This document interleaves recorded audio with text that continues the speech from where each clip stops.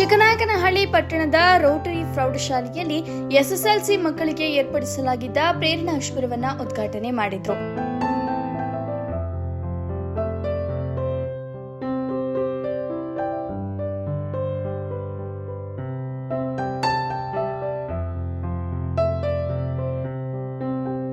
ನಂತರ ಮಾತನಾಡಿದ ಶಾಸಕ ಸಿಬಿ ಸುರೇಶ್ ಬಾಬು ಅವರು, ಜ್ಞಾನ ಬೆಳೆಯಲು ಸದೃಢ ದೇಹವು ಮುಖ್ಯ.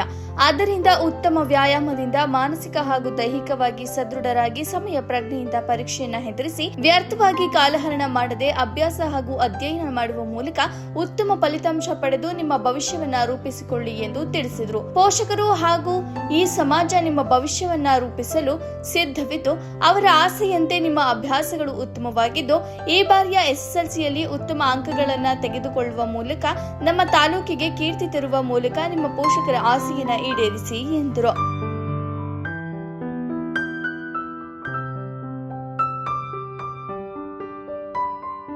ಈ ಸಂದರ್ಭದಲ್ಲಿ ಮಾಜಿ ರೋಟರಿ ಅಧ್ಯಕ್ಷರಾದ ಶಿವಣ್ಣ, ಮಿಲಿಟರಿ ಕಸಾಪ ಅಧ್ಯಕ್ಷರಾದ ಎಂಎಸ್ ರವಿಕುಮಾರ್, ಶಿಕ್ಷಕರುಗಳಾದ ಗಂಗಾಧರ್, ಶಿವಣ್ಣ, ರಮೇಶ್ ಸೇರಿದಂತೆ ಮತ್ತಿತರರು ಇದ್ದರು. ವರದಿ ಫೈರೋಜ್ ಪಾಷಾ, ಬುಕ್ಕಾಪಟ್ಟಣ.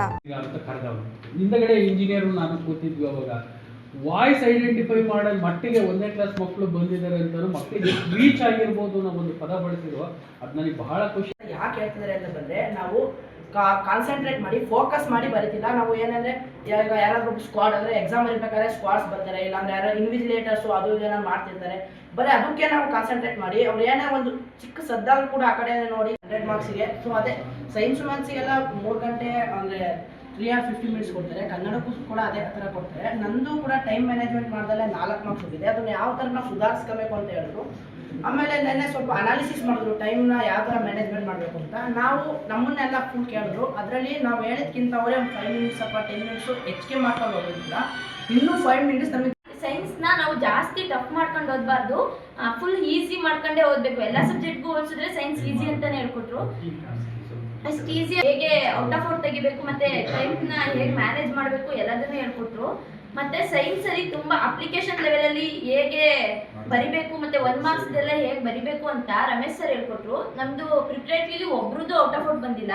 ಯಾಕೆ ಬಂದಿಲ್ಲ ಅಂತ ಅಂದ್ರೆ ಯಾವ್ಯಾವ ರೀತಿ ನಾವು ಹೇಗೆ ಓದ್ತಿದ್ವಿ ಬರೀ